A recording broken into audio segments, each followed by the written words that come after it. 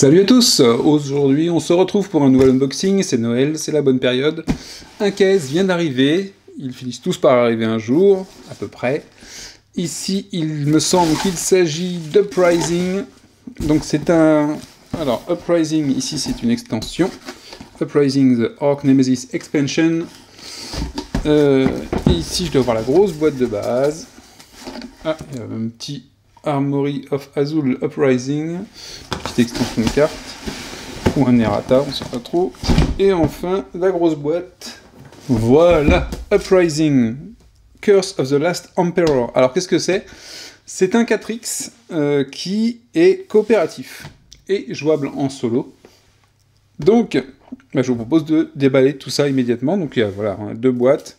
Donc on a déjà en 4X, alors pas 4X exactement, mais on a Cloudspire qui fait office de jeu de stratégie très bien jouable en solo. Alors, est-ce que ce Uprising va venir changer un peu la donne? Alors, on ouvre cette grosse boîte. Sympa la couverture, hein. Noir sur les côtés. Et la boîte est à rabord, visiblement. Safety Notice Warning. Faut faire attention à pas donner à manger les pions en carton aux enfants. Donc on a de la planche de punch. Recto verso. Donc avec des hexagones. Les grosses dépunchent bien, les petits se dépiochent très bien, se dépunchent très bien aussi.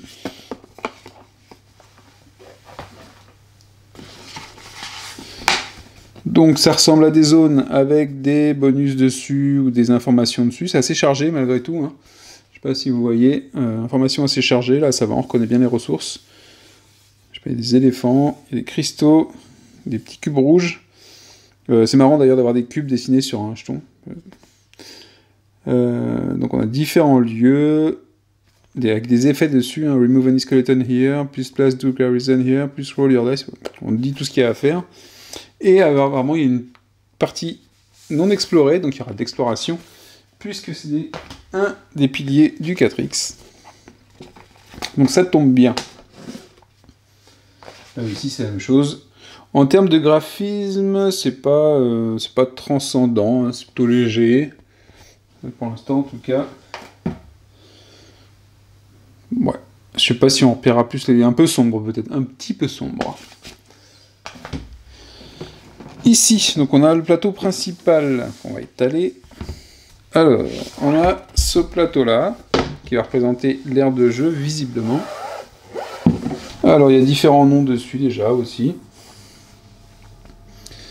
Et on a un deuxième plateau. Alors, du coup, ça risque de prendre... Allez, il y a un autre plateau comme ça, pour mettre des tas de cartes, visiblement. Je sais pas ce qu'on mettra dessus. C'est très joli, par contre, hein. Très, très joli. Et encore un autre plateau de jeu.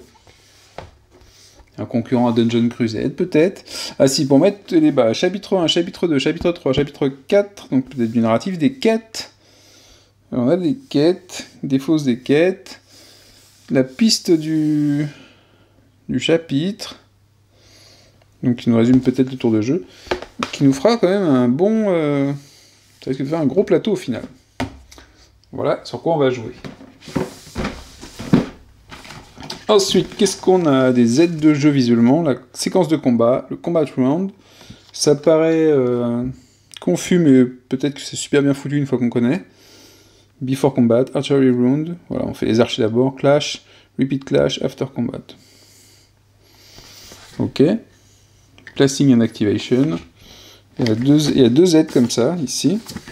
En bonne qualité. Alors le livre, ah c'est marrant ce livret de règles qui est fait avec un petit truc à spirale au milieu. Petit format, très rigolo. Voilà, un coopératif complet de stratégie. Ça prend place sur l'île d'Azul. Alors le but du jeu est pour tous les joueurs, individuellement, d'avoir plus de points de victoire que l'Empire. Et le chaos. En fait on va lutter contre deux ennemis, l'Empire et le chaos. Donc il y a des standees, je pourrais essayer de les voir, ils ont l'air assez sympa. C'est assez coloré, ça a l'air assez cool.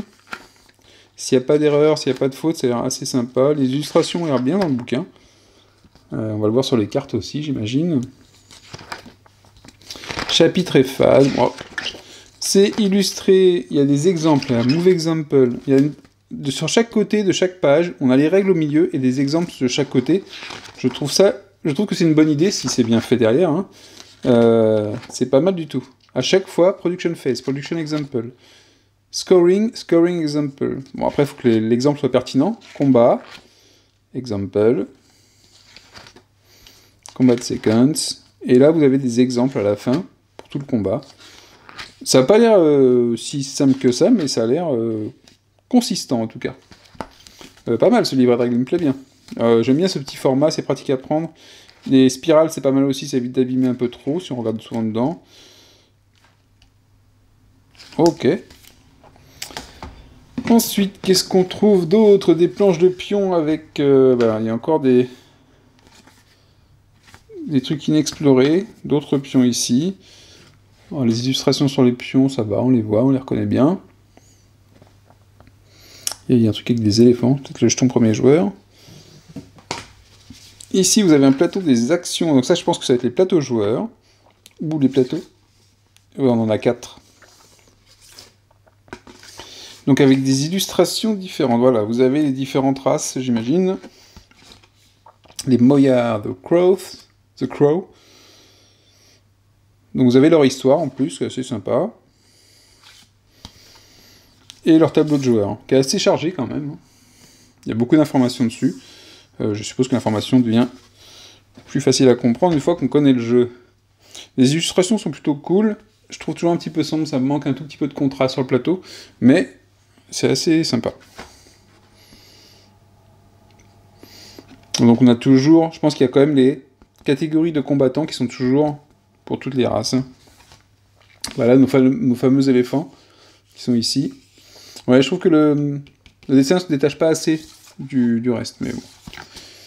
Et c'est des couleurs assez sombres aussi. Il y avait un autre jeu, c'était Barbarian, je trouvais qu'il y avait des tons un peu trop sombres au début. Avant la deuxième édition, il me semble. Alors, ensuite on a les Game Trays, parce que c'est la mode. Donc, bon, après c'est bien, c'est que là, visiblement, on va pouvoir ranger les ressources et les choses comme ça, parce qu'il y a des boîtes prévues pour. Ça veut dire que le jeu va tenir dans ma boîte de base, à voir avec l'extension, si ça pourrait être inclus. Donc ici on a les Game Trays, et je suppose que c'est pour chaque... Alors je vais prendre le plus clair, pour chaque tribu. Et vous allez voir que les standees sont en acrylique. Donc les standees en acrylique, c'est assez sympa. Puisque...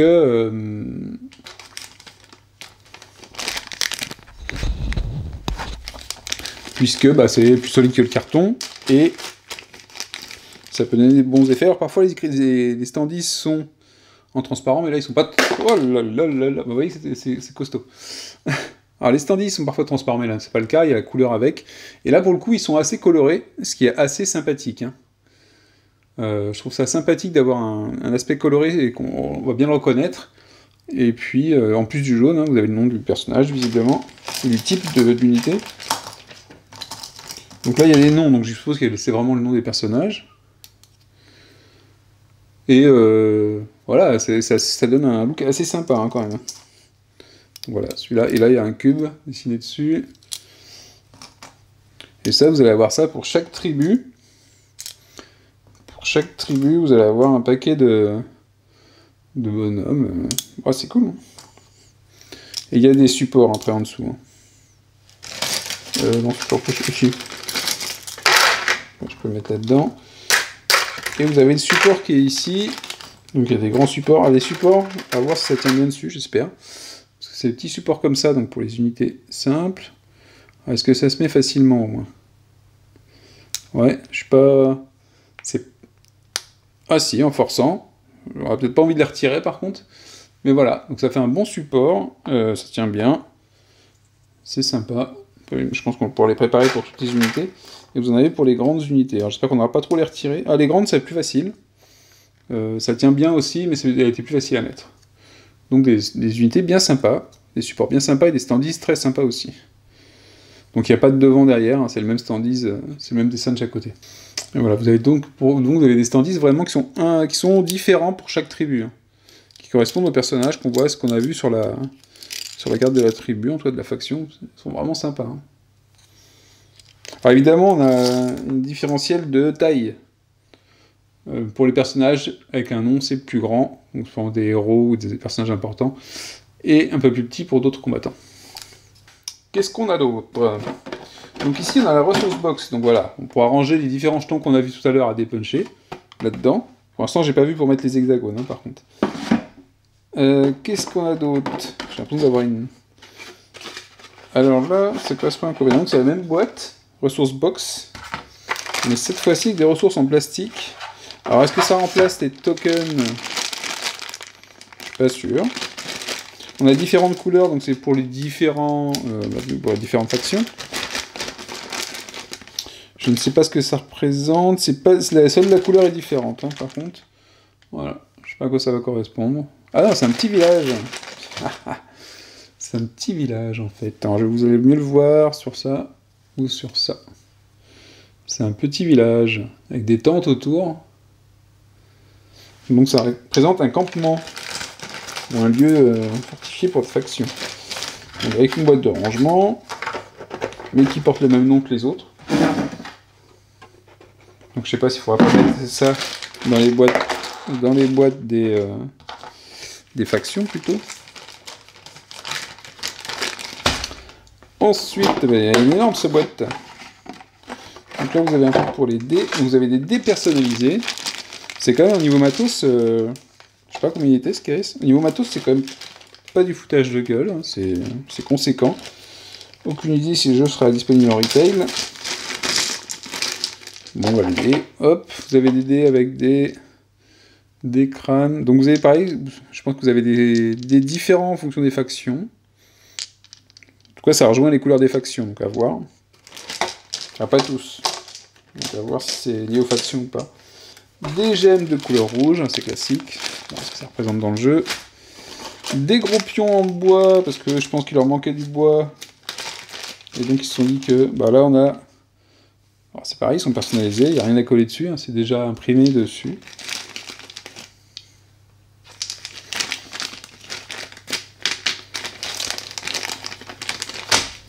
Ici on va avoir des cartes, Yanni the Hunter. Donc peut-être des cartes par faction. Et les cartes quêtes. Donc les cartes quêtes, à quoi ça va ressembler? Alors la qualité des cartes, c'est assez épais. C'est toilé aussi. Les illustrations dessus sont plutôt cool. Il y a alors on a un indicateur pour les distributions des faces sur les différents dés. Donc je pense qu'il y aura de la prise de risque et de la stat à faire pour quand on utilisera les dés. Enfin moi je le fais jamais. Hein. J'aime pas calculer en avance quelque chose. Et vous avez différentes... Ah non, alors ça c'est autre chose que les quêtes. Alors on a quoi? On a des cartes quêtes. Il y en a un bon paquet. Elles glissent pas très bien entre elles, mais elles sont de bonne qualité, vraiment épaisses et de bonne qualité en surface. Et les illustrations dessus ont l'air assez cool. Hein. A Deal with Demon, Druid Sacrifice, Cock and Scout, Instruction of the Druids, Man Crow Shaman. Donc après, à voir si les quêtes sont par faction, ou est-ce qu'il y a une quête que tout le monde peut faire pour aider une tribu. Ok. Impressionnant cette qualité de carte, parce qu'elles sont vraiment pas fines. Hein. Vraiment, je pense pas qu'elles aient besoin de protection, tellement elles sont épaisses. Elles sont épaisses et malgré tout, elles sont d'une finition qui est assez classe. Donc la Légion Impériale et les Hordes du Chaos, qui sont nos deux ennemis. D'accord? On va lutter, tous les joueurs vont lutter contre ces deux ennemis. Contre l'Empire et le Chaos. Ok, donc là on aura nos decks pour les deux ennemis. On voit les ennemis dessus. Donc le dessin... Après, c'est vrai que y a beaucoup plus de place pour la partie jeu que la partie illustration. Et que ça reste un peu sombre également. Et ici, on va avoir peut-être des boss, puisque là, il y en a beaucoup moins. Ah bah, Yanni the Hunter, à moins que ça soit un héros par... ah oui, on l'a vu en standees, lui. Donc ça, j'imagine que c'est les héros des 4 tribus. Donc par contre, on a une face du Pas the Seer, Enzo the Traitor. Ah Sinra the Witch. Donc là, c'est 2. Ah, on l'a vu celui-là. Et après, vous avez des events, Capture 4. Chapter 3, Chapter 1. Donc là, on a des cartes événements. Avec des illustrations de personnages aussi sur le côté et du texte de règles. Bien. Qu'est-ce qu'il y a de plus là-dedans? Oula. Ah oui, non, mais on a des tribus en plus, alors. Ah, ou alors c'est les hordes du chaos et les hordes de l'Empire. Et les monstres qu'il y a dessus. Donc ça, c'est les supports. Ah si, bah voilà, pour mettre les hexagones, on a un endroit pour mettre les hexagones ici. Donc on pourra tout ranger réellement dans la boîte. Donc là, on a une sorte de grand tentacule. Et des petits monstres. Voilà nos ennemis qui seront sur la carte, j'imagine. Ah, c'est cool, hein. Ah, c'est cool. Moi, je pense que ça va être sympa de jouer avec, je pense, quand même. Enfin, le matos est vraiment très agréable. Puis on n'a pas à dépuncher, alors ça c'est un truc qui est cool aussi. Hein. Là, je viens de me taper un peu du core space. Arrêtez de dépuncher un peu, ça peut être sympa. Alltree aussi, c'était plutôt cool à dépuncher. Alltree, il y avait 2 planches. Donc ça c'était soit le chaos, soit l'empire. Je les connais pas encore assez bien. Ici on a des petits trucs tout mignons. Ah, qu'est-ce que c'est que ça? Oh, des petites maisons superbes. Des petites maisons là. Un paquet de petites maisons en plastique. En plus c'est peint, donc il y a de la couleur et tout. Pas mal. Alors je dis que pas mal, mais à mon avis ça appartient à l'ennemi, donc... Oh, on a des plus grosses maisons. C'est un matos de fou qu'il y a dans ce jeu. Il n'y a pas beaucoup de cartes, il y a des... il y a du matos. Ouais, les plus grandes maisons déjà. Donc peut-être que ça va augmenter la difficulté ou le... Je sais pas, on va voir. En tout cas c'est très très classe. Et bah voilà, on a des palais ou des villages carrément. Ah, donc le violet, c'est l'Empire. D'accord, donc en jaune, ça va être le chaos. Et là, on passe sur la taille au-dessus. Est-ce que l'un se met dessus? Oh oh. Non. Ah, peut-être pas. Je sais pas si ça peut se mettre dessus. Oh, si, peut-être. Ça s'enclenche pas dessus, mais ça irait bien dessus quand même. Hein. Donc ça, c'est pour l'Empire, visiblement. On a différentes maisons comme ça. Différents petits palais. Alors ça, c'est les supports pour les troupes de l'Empire. Et les troupes de l'Empire sont là. Alors pourquoi je dis que c'est l'Empire? C'est parce qu'il y a marqué The New Emperor dessus. Hein. J'ai rien inventé. Des stands distraits, la courtisane. Le sorcier.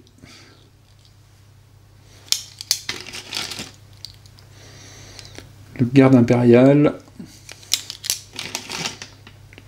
Le maître espion, très cool celui-là aussi. Qu'est-ce qu'il y a d'autre? Le Mage Breaker, une grosse araignée qui s'appelle le briseur de mage. Ou de magie. L'assassin, hein, normal. Et, si ça suffit pas, l'exécuteur.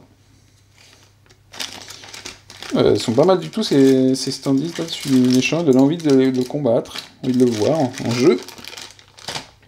Ah oui, j'avais d'autres cartes aussi. Alors je pense que il y a des cartes personnages. Donc en vrai, on n'a pas tellement de cartes que ça. C'est peut-être pas mal sur un jeu de stratégie de pas avoir trop de matos et que tout soit... La qualité est la même, c'est super épais, même pour les petites cartes. Est-ce qu'il y aura besoin de sliver? Je pense pas. Peut-être que la force ça va glisser un peu plus. Vous avez des cartes, généralement, par héros, parce que là, on a Yanni the Hunter, Syndra the Witch, donc peut-être, je sais pas si on pourra choisir un, parce que la fiche de tout à l'heure, on n'avait qu'un côté pour chaque héros, donc on pourra peut-être qu'en choisir qu'un à chaque partie, à voir. Donc là, il n'y aura pas d'illustration, hein, vous aurez des cartes d'action, j'ai l'impression. Et après, vous avez des cartes objets aussi. Donc là, il y aura une illustration sur les cartes objets. On va voir. Donc il y a des objets, il y a des... J'aime bien ces jeux où il y a un mélange de stratégie et de choses de combat plus locales. J'aime beaucoup ce mélange. J'ai un jeu qui s'appelle Quest for the Dragon Lords, qui est un peu dans ce style-là, où on a des héros, mais on gère aussi des armées. Et donc il y a une partie moitié, vous avez un niveau quête individuel de héros et le combat d'armée. Là il y a un truc pour le druide. Bon. plein de petites cartes, la qualité est réellement bluffante. Ici, qu'est-ce qu'on a? On a des bagues, si vous voulez vous marier. Je sais pas ce que c'est. Ou des emporte-pièces pour faire des gâteaux à Noël. Ah non, c'est peut-être pour la protection du camp. Qu'est-ce que j'ai qui serait rond? Ah, peut-être pour nos villages. Si on fortifie nos villages... Non, ça va pas dessus. Si, ça va dessus. Si. J'en prends qu'un. Peut-être que si on fortifie nos villages, on aura une barrière avec des pieux autour. Un peu comme le village d'Astérix. Donc il y a ça. Et il y a encore d'autres choses. Décidément. Alors là, je sais pas ce que c'est. Ah, c'est des marqueurs, je pense, pour les... Soit pour les quêtes, pour marquer des statuts, pour indiquer... Ils ont l'air pas mal. Je me méfie toujours de ces trucs-là, parce que ça fait une épaisseur sur les cartes. Alors, je sais pas sur quoi ça va aller. Vous savez, c'est un peu comme on avait les barres de vie sur les zombicides ou trucs comme ça. Donc là, il y a un tentacule dessus. Je sais pas sur quoi ça va aller, en espérant que ça ne abîme pas trop les cartes. Et que ça va pas non plus les mettre de travers. J'aime pas quand il y a des choses Ah, et puis il y a une petite tour en plus. Et est-ce que ça, la petite tour, on peut la mettre? Non, mais est-ce que vous voyez ce que j'ai vu, hein? Est-ce que ça, c'est vraiment ça? Donc ce serait le village dans lequel on pourrait mettre une petite tour éventuellement, ou indiquer avec une lame, avec une flamme. Les petites trucs comme ça. À voir. C'est super matos, hein. Super matos. Aucune idée si le jeu va me plaire. Je pense que... je sais même plus pourquoi je l'ai backé, ce jeu. Vous me connaissez maintenant. Donc ça, c'était l'ouverture de la boîte de base.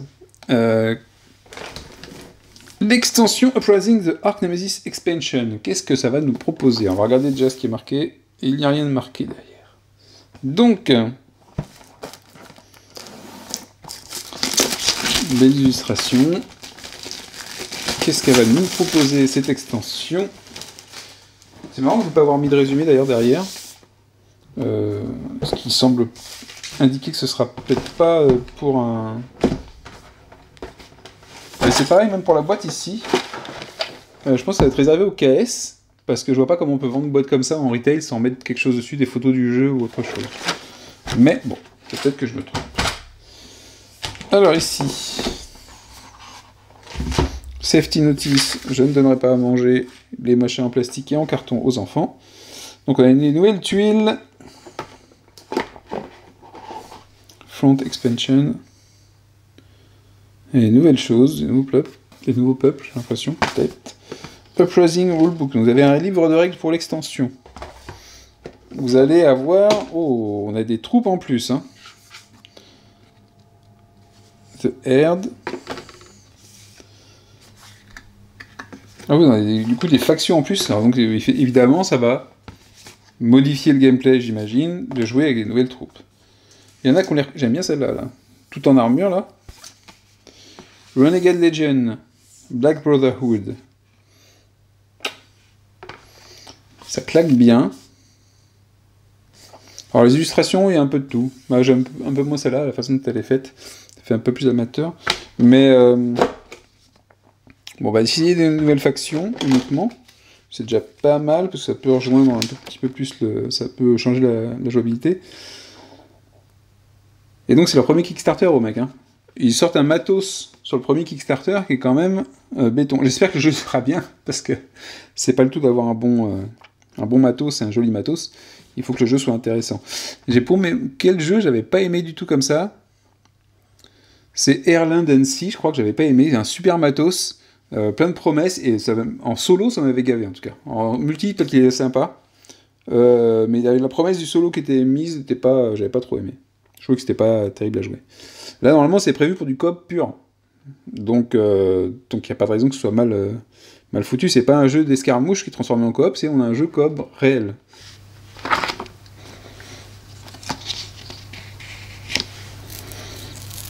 Donc voilà, apparemment, c'est pour que le jeu Uprising, donc de base... il demande si on veut un climax final au jeu. On peut ajouter l'Arch Nemesis au jeu. Oh, ok, donc en fait ça ajoute des Nemesis, donc les deux de chaque clan, donc deux pour les Hordes, deux pour le Chaos, deux pour l'Empereur. ça ajoute des Némésis, des gros boss, aux deux factions ennemies. Donc ça veut dire que ça vient pas changer le jeu, ça vient pas le renouveler non plus, ça vous ajoute une fin de jeu différente. Vous avez l'histoire, le Last Emperor, The Uprising. Vous avez du background en plus, des illustrations en plus. Alors il y a toute une histoire, je sais pas pourquoi. Tiens, les Canaries. Je dis ça parce que j'en reviens. En tout cas, c'est super joli. En plus, vous avez un livret illustré, toute une histoire à la fin. Je sais pas comment l'histoire, si elle se lit avant, si elle se lit après. Comment ça s'arrange. Donc, en tout cas, c'est bien sympa. Donc voilà, en fait, c'est un petit ajout. C'est pas une grosse extension. C'est si vous avez envie de changer la fin du jeu. Donc, en fait, elle est complètement optionnelle. Elle va rien changer au jeu principal, sauf le final. Visiblement, d'après ce qui est indiqué au début du rulebook. Du coup, on va se retrouver avec encore 4 factions ici. Alors, je sais pas si c'est des factions différentes, finalement. Je sais pas comment ça se jouera, mais du coup, il y a encore des standees. Encore des cartes. Des cartes qui sont... Ah, par contre, elles sont un peu tordues, les cartes, parce qu'elles sont rangées dans la boîte. Et ça les tord un petit peu. Par contre, elles sont super belles. Donc ça doit être un boss. Donc ça va changer la fin. Peut-être allonger le jeu un petit peu aussi. Donc ça, c'est pour l'Imperial Legion. Elles sont un peu tordues, les cartes, par rapport au jeu de tout à l'heure. Je vais rapetisser un petit peu. Par contre, les illustrations sont plutôt cool. Hein. L'impératrice. Je sais pas comment ça s'insère là-dedans. Je peux vous dire de crack. Et on a, du coup... Voilà, ça va vous changer la fin du jeu. Harvester. Stormbringer. C'est Stormbringer. C'est fou, non? De pas mettre une épée là-dessus. The King of Plagues. Pas mal. Donc voilà, ça vient changer le final du jeu. Ça ajoute des petits composants en plus. Il y a peut-être des cartes actions en plus à voir comment ça s'inscrit dans le jeu. On va s'arrêter là, je pense, pour l'unboxing. Ah, on a des... Ah si, on a quand même des villages en plus. Donc je pense qu'il y a quand même des factions supplémentaires. J'arrive pas à voir où est-ce que c'est marqué. Donc ça, c'est Arc Nemesis, ok. Ah, alors, bon, ça veut dire peut-être que les Arc Nemesis, ce serait... Ah non, vous avez deux extensions en une. Vous avez l'Arc Nemesis et l'extension des factions. Donc on se retrouve bien avec 4 factions supplémentaires que l'on va pouvoir jouer. Voilà. Donc 4 factions, donc les 4 factions, c'est les 4 qu'on retrouve ici. Voilà. On se retrouve avec un contenu conséquent pour jouer à Uprising. Donc on a des nouveaux villages avec les nouvelles couleurs. Hein. Ça va être les mêmes villages mais avec des couleurs différentes. Ici, donc les actions, les cartes qui vont venir en plus pour les héros et les factions. Donc j'imagine que ça c'est lié aux factions, forcément, parce que ça, dans cette boîte-là. Et on va avoir des... Bon, voilà, pour les nouveaux personnages de nouvelles factions. Donc ça vous donne quand même, si je ne me trompe pas, 8 factions pour jouer dans le jeu, contre 2 légions, plus les Arc Nemesis, s'ils sont bien chez les ennemis, pour le final du jeu. Donc très sympa comme extension. Tout est rangeable, donc par contre il faut garder les 2 boîtes. Mais par contre tout se range dedans. C'est-à-dire qu'il y a très peu de dépunchage, tout se range à l'intérieur, tout tient dans les 2 boîtes. Vous avez un MKS qui fait 2 boîtes et qui a l'air de promettre pas mal de jeux. J'ai hâte de le découvrir. Prévu pour du coop. Donc très intrigué pour voir si ça fonctionne, parce que les 4X en coop, c'est quand même pas ce qui est le plus évident. Hein, le 4X est souvent prévu pour du compétitif. Surtout la phase d'extermination, d'expansion, on lutte contre les autres. À voir comment le jeu, lui, va être géré pour répondre à notre stratégie. Vraiment, j'ai hâte. Sur ce, je vous dis à la prochaine. C'était l'unboxing de Uprising, Curse of the Last Emperor. Ciao, ciao.